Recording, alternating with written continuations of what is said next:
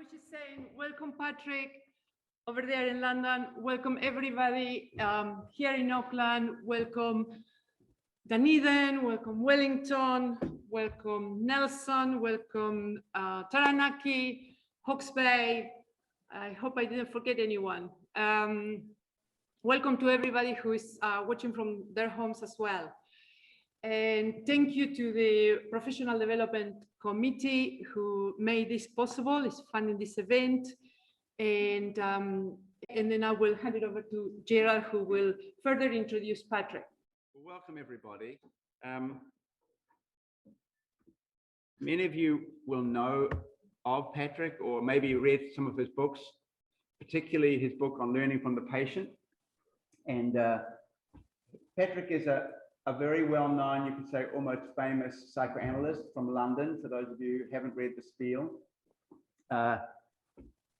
I read his book, I think, way back in the 90s, and it greatly affected my practice. So one of the things that's very interesting to me about, you can read all about Patrick online, and you can look at his books, and I'd recommend any of the books.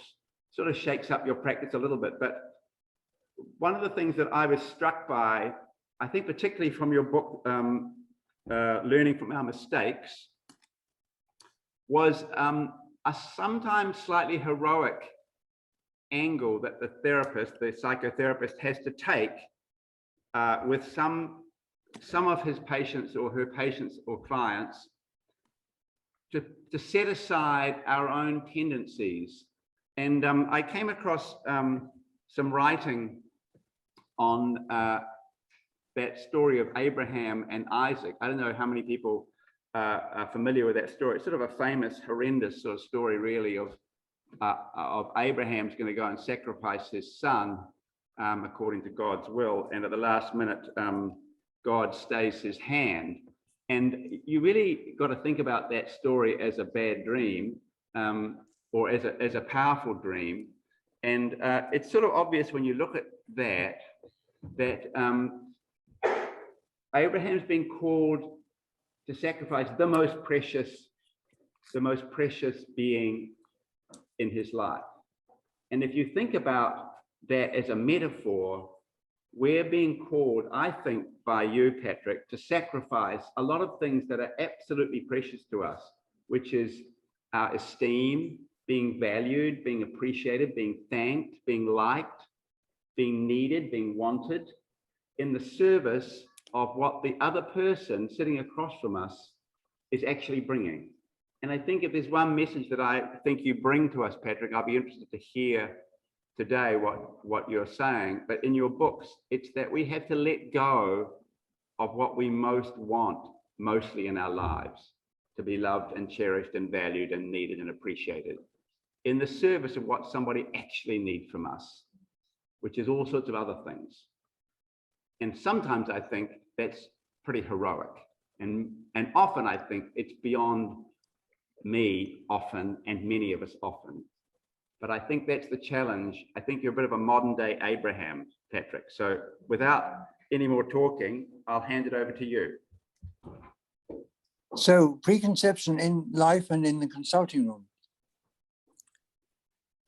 What is preconception? I am reminded of a cartoon of two goldfish in a goldfish bowl. And one is saying to the other, what is this thing called water? Of course, it's everywhere. And so is preconception everywhere. Preconception is throughout life, in all relationships.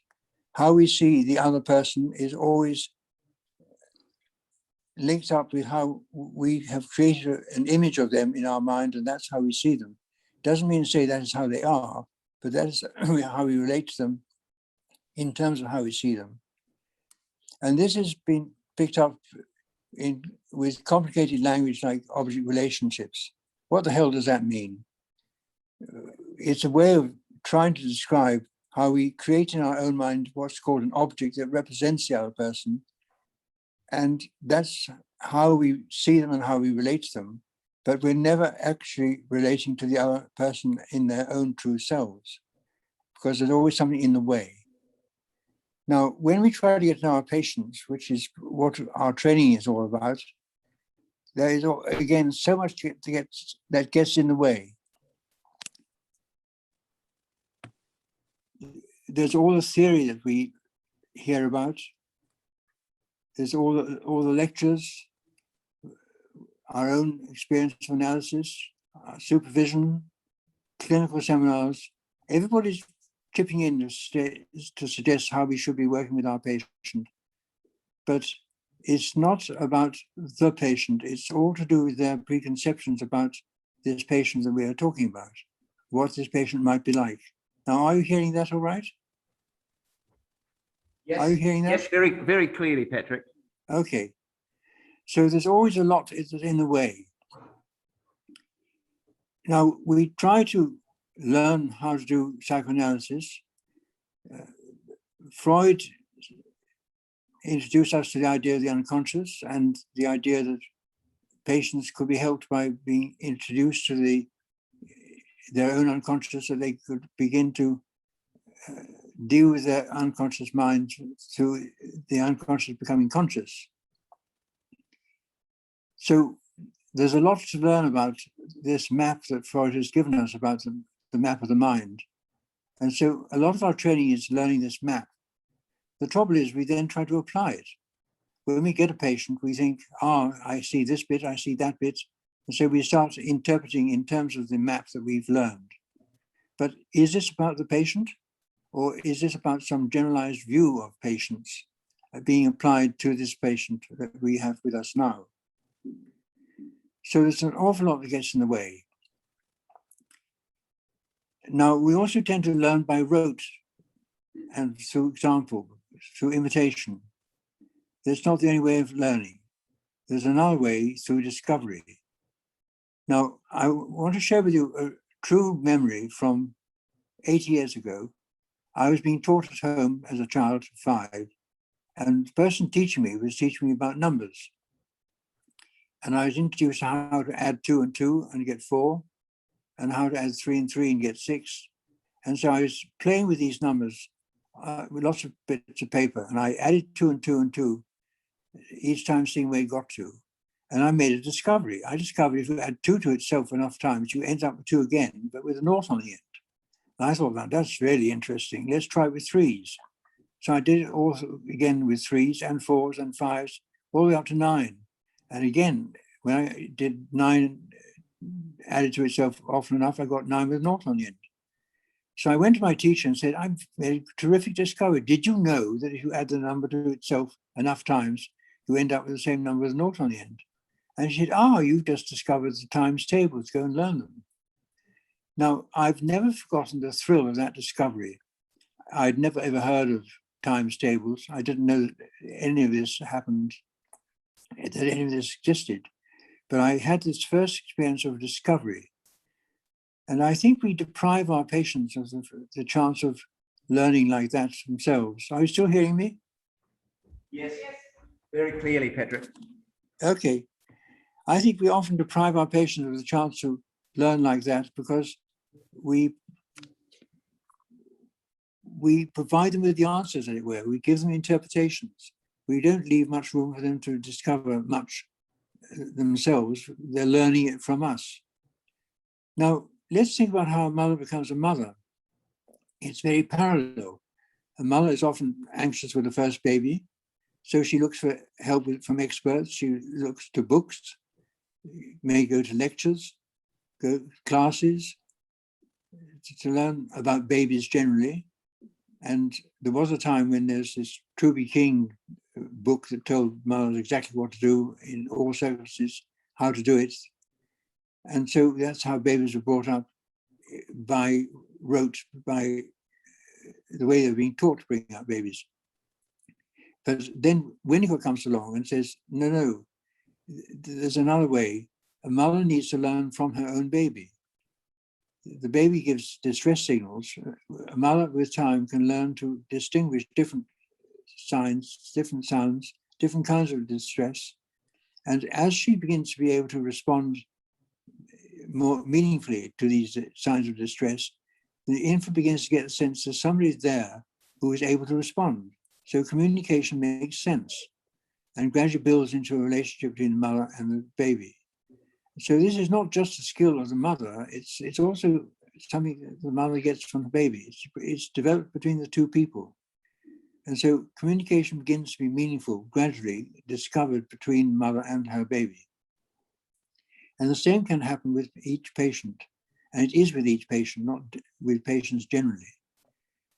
So we need to be able to develop a kind of listening to our patients, which allows us to learn from each one and each moment. And this is where it's important we don't crowd the consulting room with our ideas, with preconception based on theory, based on lectures, based on our own experience of analysis. So I have tried to concentrate on things like the analytic space. Who's putting what into the space and why? And it helps to recognize when the analyst is putting too much of his own ideas or Freud's ideas into the analytic space, with the patient somehow expected to fit in with it, to agree with it. Whereas Winnicott developed a quite different style. He would offer half interpretations, leaving room for the patient to play with it. And I think this is so important. And most of my work has developed around that idea rather than applying preconceived ideas. Another thing about preconceived ideas, Professor Karl Popper pointed out that when people get caught up with theory, the trouble is they tend to see only those things that fit in with their theory and to be deaf and blind to anything that criticizes it, that doesn't fit in with the theory. And I think that we should have this written on the wall of every consulting room. Are we seeing only what we expect to see? Are we open to what we're not expecting to see? Now, preconception operates in all sorts of ways. For instance, in a relationship where we choose a partner, there's a lot of preconception in that choice, most particularly if it's a case of falling in love at first sight, because we fill the emptiness, the not knowing, with anything we want to believe, and we create in our mind the idea of a dream partner, as if this is going to be the person that we're most looking for. An interesting example of this turned up in one of my patients, because he married a girl with bright red hair. And what he did not know or did not remember was that when he was 2, his mother had her own mother commit suicide. And his mother was so distressed that her hair went white overnight. I'm told by doctors this can sometimes happen. And so he didn't have any memory of his mother before she had white hair. It was only years later that somebody showed him a photograph of his mother from before that time, and she had red hair, exactly the same color as the hair of the woman he eventually married. So there's a sense of a preconceived idea of the lost good object represented by a particular color of hair. So there's a preconceived idea of the partner. The dream partner would have hair like this. Now, I think it's particularly important during these days when we're spending so much time on Zoom. We are not having much opportunity to relate to the real person, and much too much room to develop a sense of dream partner. So we're often relating rather excitedly with this dream partner we are creating at a distance. It happens with relationships established during holiday. For instance, in 2004, I came back from Australia to find about 10 messages on my answer phone from somebody in a desperate state who wanted to have a consultation with Mr. Casement. Please, Mr. Casement, will you answer this message? If you are away, please still answer this message when you get back. I really need to see you. When I did get back and I got in touch with this person, it was already too late for what she wanted. She wanted me to see her with her new partner. What had happened was they had a holiday in Romance and fell in love and thought they were each ideal for each other. Can you still hear me? Yep. Can you still hear me? Yes, clearly, Patrick. Clearly? Clearly. Okay. Yes, very clearly. So the girl gave up her life in New York. She sold her flat. She gave up her job. She came to London to live with this romance, this dream partner. And then all hell broke loose. And they couldn't get on with each other because neither of them lived up to the dream of the dream partner. And so they started attacking each other. And the man was being so attacking to her, she told him to get out of her life and never come back, which he did. And he set off to Sumatra. And shortly after he arrived, there was that tsunami.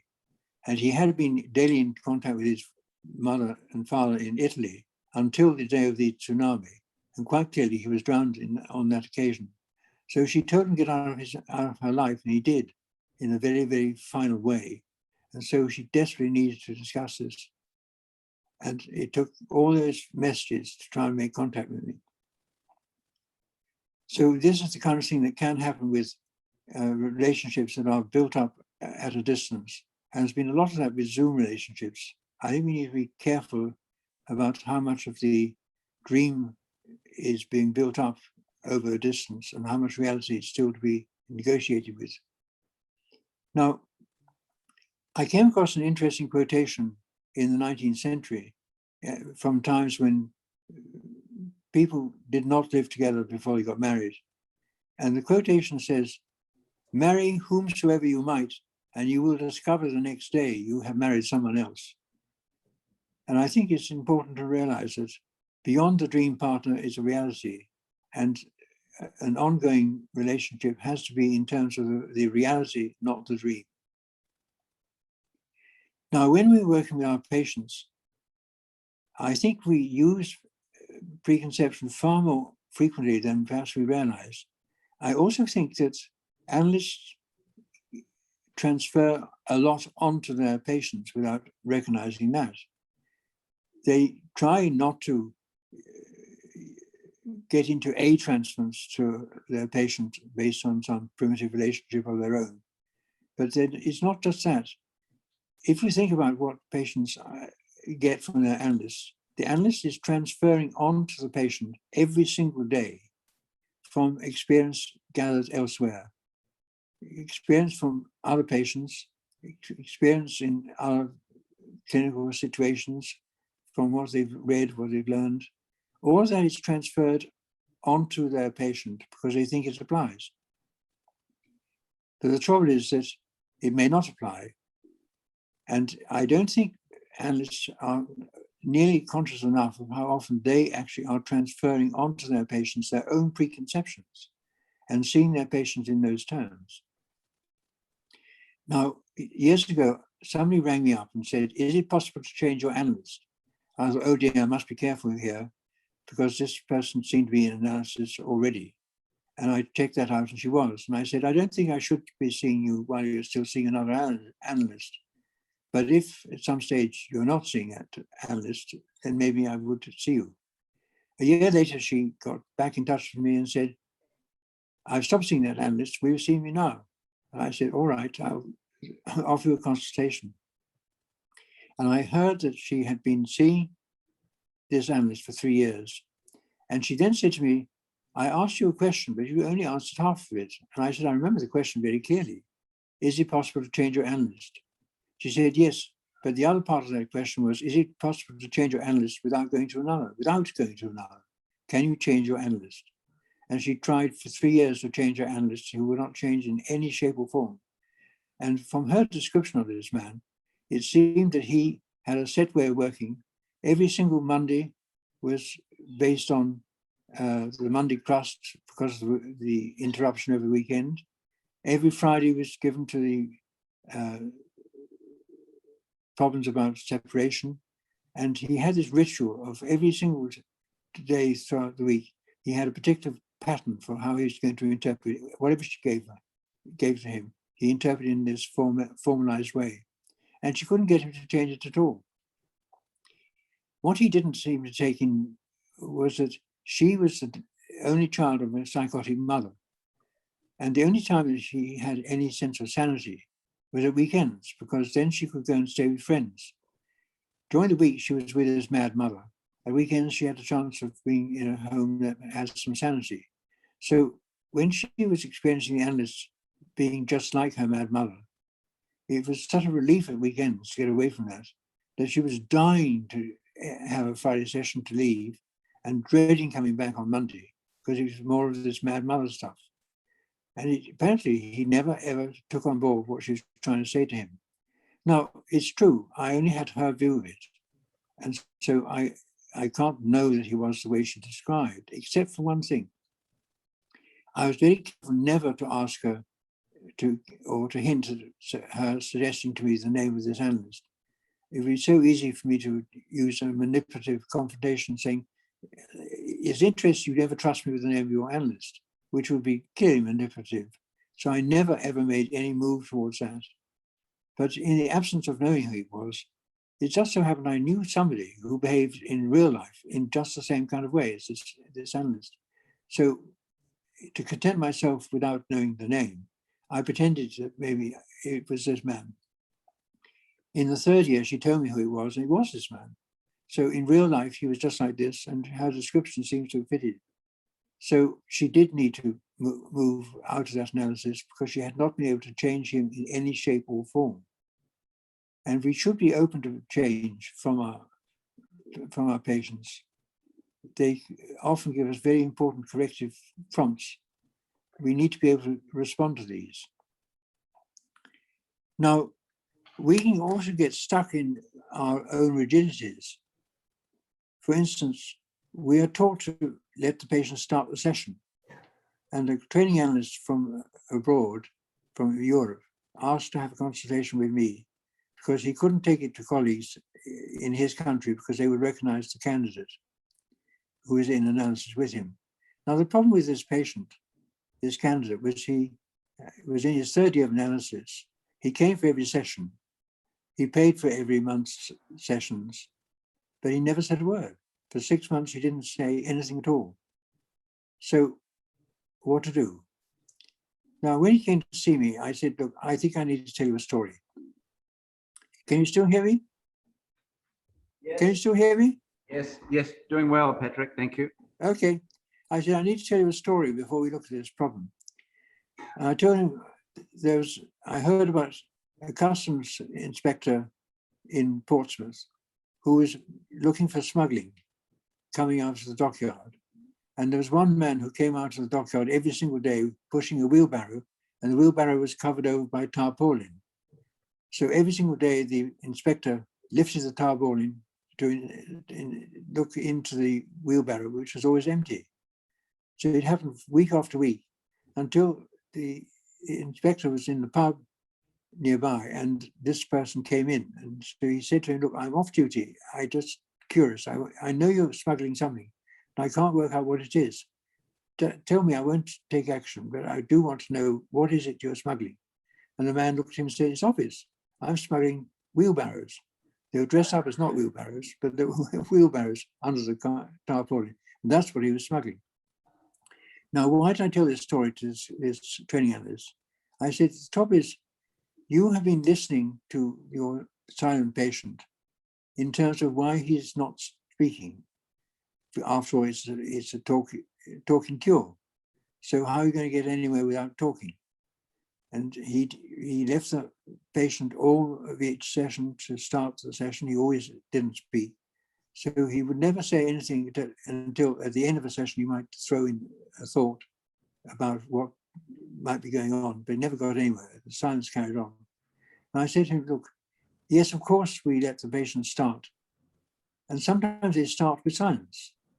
And we need to be able to listen to the silence because there can be communication in silence. And after all, patients have all been babies at one stage when they didn't have words, but they could still communicate without words. So what is this patient communicating to you in the silence and through the silence? If you listen to that, you may be able to notice sometimes the patient is anxious, sometimes restless, or whatever. And you might be able to risk commenting on what you do think you can pick up during the silence as part of the communication. For instance, he can see you're being compliant, you do the right thing, you don't start the session, you're leaving him to start the session. But who is attending to the non-verbal part of the communication? There may be a lot of non-verbal communication. And are you an analyst who can deal with that or not? Maybe he needs to find that out. Maybe he's testing to see if you can relate to non-verbal communication. And if you can, you might get into a quite different area with him. So try it and see. I said, don't do it any way that I might have done it, but you listen to the science to see where you get to. 3 sessions later, the patient was talking and never fell back into silence. So it's worth playing with what's going on and to think about it from a different angle. So that's just one thought. Now, another thing from Winnicott, he noticed that mothers can become very anxious when a baby is obviously hungry but refusing to eat. And I had an ex-patient who was in hospital with cancer. And while she was in hospital, she had a major heart attack and had to have major heart surgery. And she was very, very, very ill indeed. And she was refusing to eat.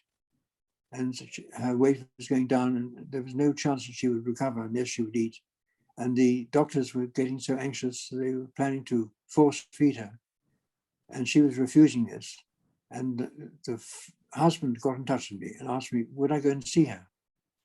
I had stopped seeing her, but I did go and visit her in the hospital.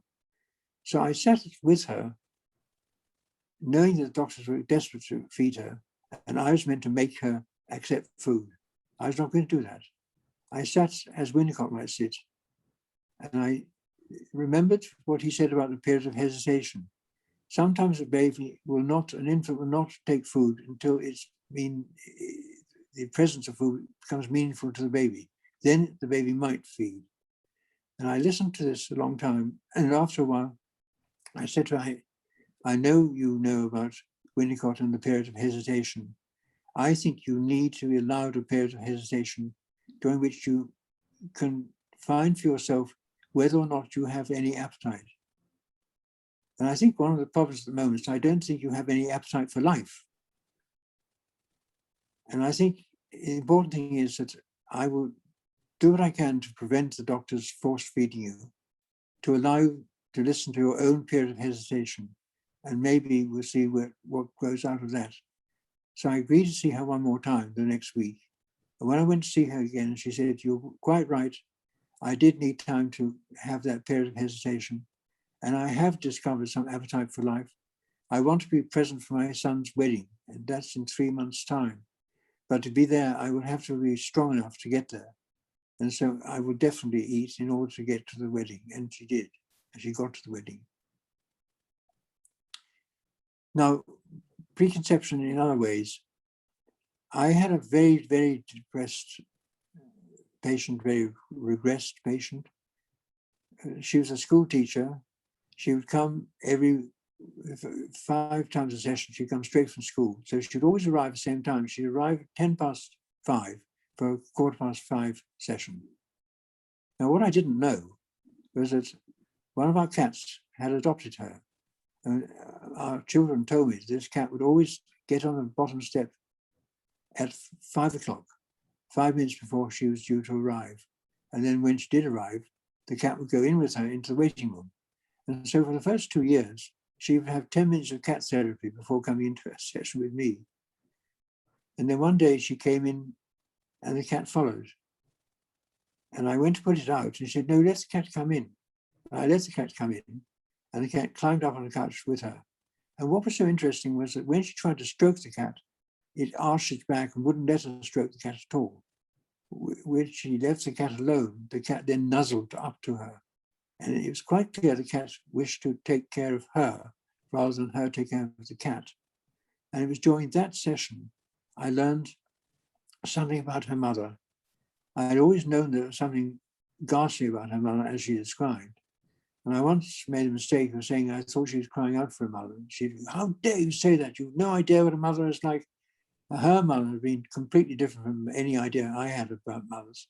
When she was in need of mothering, her mother would attack her, would punish her. When she was needy and needed to take her distress to mother. Mother would shut her up. Mother got pills from her chemist and fed her with tranquilizers until she became addicted to the drugs. As a teenager, she was addicted. By the time she came to me, she was free of the drug addiction, but she was close to being an alcoholic. All because she couldn't take her distress to anybody. Her father was alcoholic, and her mother would punish her. But I discovered in that one session with the cat that when she was in real distress and she had to take it to somebody, she would always be able to cry into the fur of her cat, which I thought was lovely. Now, what else? I had one patient who was an example of what Winnicott describes as the mind as caretaker. This patient was very deprived as a child, very traumatized at the age of 2. He had an older brother of 8, and his father had vaccinated the son, but the son died because of the vaccination. And so in an instant, the patient lost his brother, his only companion. He lost his father, who felt he'd killed the son. He lost his mother, who was too distressed to be available to anybody. And so he was completely alone with his distress and absolutely nobody in touch with it at all. And so he wouldn't bring anything needy to me. He'd learned to take care of everything himself. He was very bright, so any interpretation I attempted was always no good because he always knew better. He could rubbish anything I said, and he continued to do that for about 2.5 years. Until coming up to his 3rd summer break, he was for the first time actually needing his sessions. And then I made a terrible mistake. I said, I think it's a particularly bad time when I'm going away for August. Just when you're allowing yourself to need your sessions with me. He said, don't give me all that crap. Every analyst is saying the same thing throughout July.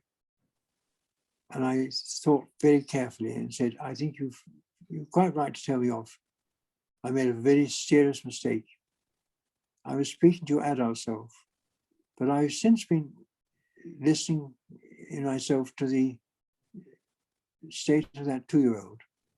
And I realized that if I listened to my going away from the point of view of that 2-year-old, I don't think I'd be able to go. I wasn't promising not to go, but I was trying to communicate an awareness of how distressing it was for the 2-year-old.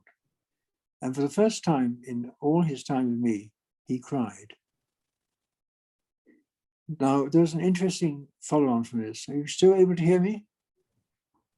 Yes, Patrick. Are you still hearing me? Yes, we can hear you clearly. Okay.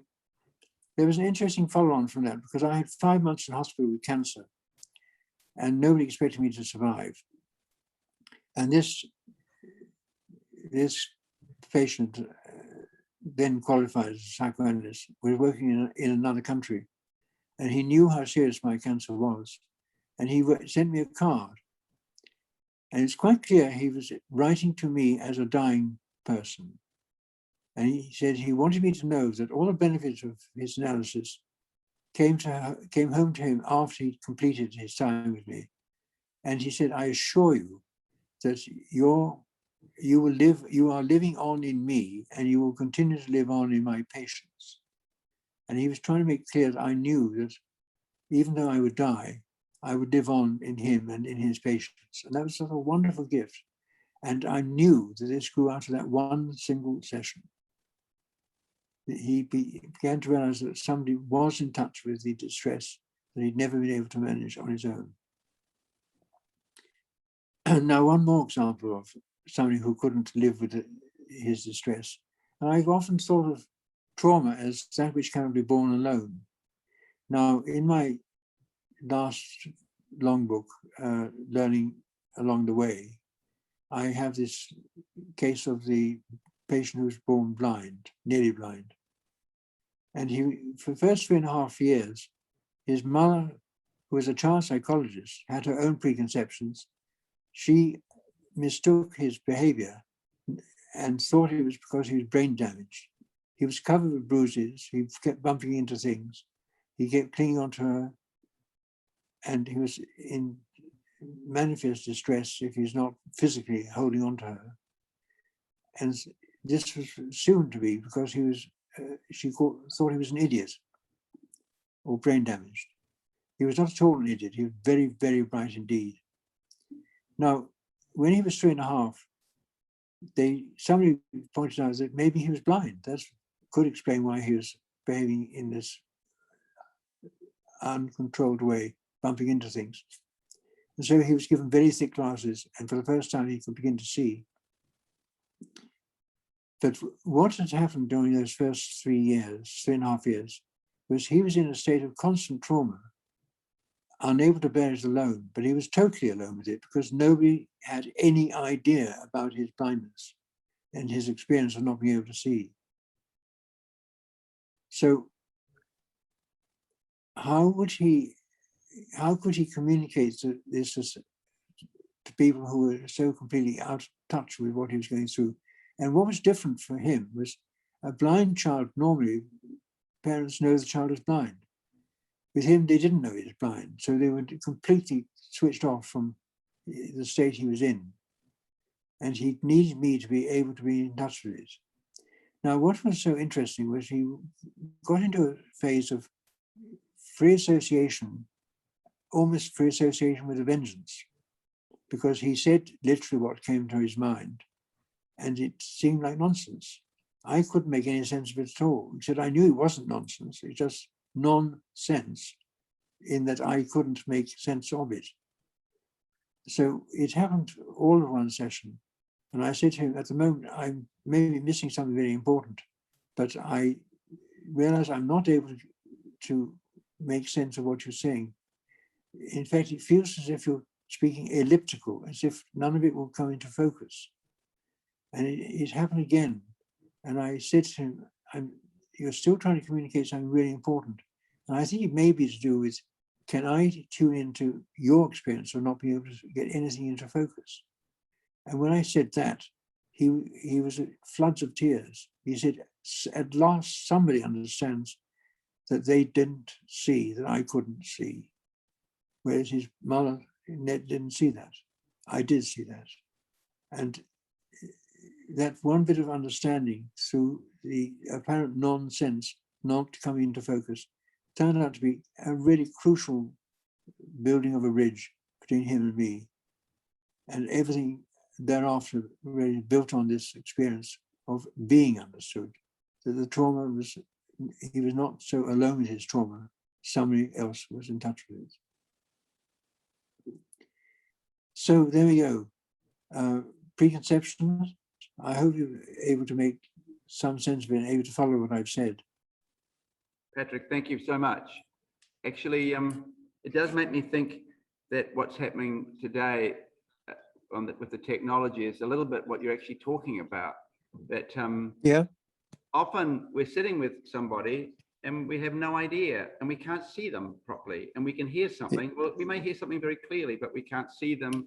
And if you're on Zoom, you can't feel them. And in a way, it's perhaps apt that we have this problem. We can be with you and we can't be with you. And I think that's sort of what you're saying, that we're trying to be with people in a way that they haven't been met before. And it's often surprisingly difficult. So I think it's ironic. Yeah, indeed. But you've been very clear, and I think we've all heard it very clearly, and we're going to just have a few questions. Would that be all right if I put a few questions? That's fine. We might start one from Sean Manning. Okay. The question is, I am familiar with Popper's idea about the theory that predetermines what we see, and the importance of setting ourselves aside. Yet the therapist's training tends to develop the opposite tendency. How do we teach trainees to both understand theory and let go of it? Indeed, I love that. A lovely question. It gives me a chance to bring in a question. Somebody asked me, where does theory come in? And I found myself thinking aloud, and I suddenly found myself saying, I think it's like a rope. I'm not a mountaineer, but I do know a bit about how mountaineers do use a rope. And the one thing a mountaineer never does with a rope, they never climb up the rope. They secure one bit of the rope at a safe place in order to be able to explore away from that safe place to another place. And if they fall, the rope is there to catch them. And I like to be able to have a rope to catch me if I fall. When I explore away from the traditional ways and see where I can get to. And sometimes I get somewhere quite unexpected and thrilling, quite different. Or I may fall and I need to have theory as a container to catch me if I fall. So that's my first response to that question. I like the question. Thank you very much, Patrick. I might just ask anybody here, we're in Auckland here, anybody has a question they'd like to put to Patrick? Or anyone from around the country? Nelson, yes, go ahead. Patrick, I Yes? really liked hearing about this period of hesitation. Yes? And I would just like you, I have got no question, but I would just like you to talk some more about it. Well, I'd like to hold back with what might be an interpretation, because if he comes to me too easily, I'm probably picking up ideas from somewhere else. And if I wait longer, I may be able to pick up something more to do with this patient rather than borrowing from somewhere else. And so I like the patient to get in touch with their own search for meaning, and together we can approach what might be meaningful rather than me providing some apparent answer. And also, I want to put this alongside my idea that I'd like to think about more than one way of using a spatula. One way is to shove down patients' throats to inspect. And some analysts seem to behave rather like that, shoving stuff down their patients' throats, interpretations. Or to have a completely different approach to spatula like Winnicott did, as something that can be played with. And so Winnicott noticed that with a certain kind of child, a compliant child might let him put a spatula into the mouth, where a child with more vitality would resist it. And so if you would allow the child to resist it, and he put it in a kiddie bowl within sight, then the child might get interested, salivate with the idea of putting it into its mouth, play with it, pick it up, throw it away, feed the doctor with it, feed his mouth with it, bite on it, whatever. All the uses of the spatula that a child then gets into when playing, none of those ways are what it's been designed for. So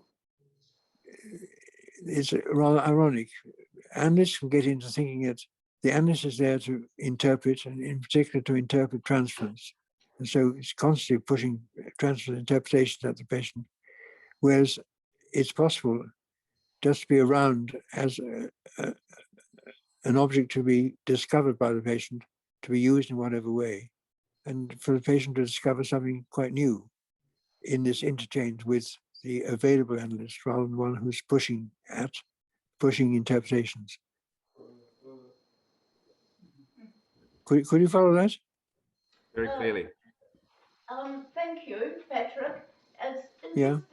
It's interesting that you talked about it from the therapist's experience, and I've listened to it. Thank you, but I was thinking of it more from the patient's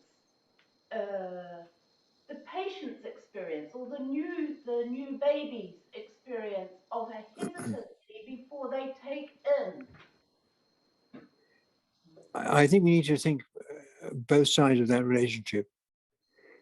I think the analyst needs to be prepared to hesitate, inviting the patient also to hesitate and to play. Thank you. There needs to be room for play. Years ago, we had a conference about Melanie Klein, and there was a white-haired man sitting next to me who turned out to be Clifford Scott, who was once president of the Canadian Psychoanalytic. And he was very full of his experience. He said, we've had the theory of Melanie Klein. I'd just like to tell you about the practice. So quickly, I'll tell you, Clifford Scott told us that he came over to have analysis with Melanie Klein, and he was in a hurry. So he had 7 sessions a week, not 5. That was during the term time. In the holidays, he would follow Melanie Klein on holiday, and he'd have 14 sessions a week. And on one occasion, Melanie Klein came to a session and said she had an interpretation from his last dream, but she had written it out, and she would like his permission to read it out. So he gave permission for her to read out her interpretation of his dream, and it took 3 sessions to read it. Now, Winnicott used to say if he got into saying furthermore, he knew he was giving a lecture, and he tried to limit what he said to as little as possible, and he would give half interpretations, inviting the patient to play with it like with a squiggle. He would not give pages and pages of an interpretation. He would try and give as little as possible. Thank A you. big difference. You're very able to illustrate what you're trying to say with stories and imagery, and it helps me a lot. Is there anyone else? We might have time for one more question. Yes, there's from Nelson again. Thank you very much, Patrick, for your offering. You've given a couple of examples of where you made mistakes. And so I'm wondering if you could speak about the capacity to recognize making a mistake, and also following on from that, the capacity for recovery. How you go about recognizing and how you go about recovering and helping the patient to recover from a therapeutic mistake. Well, I do like the question, but the answer would take the whole of my book on mistakes.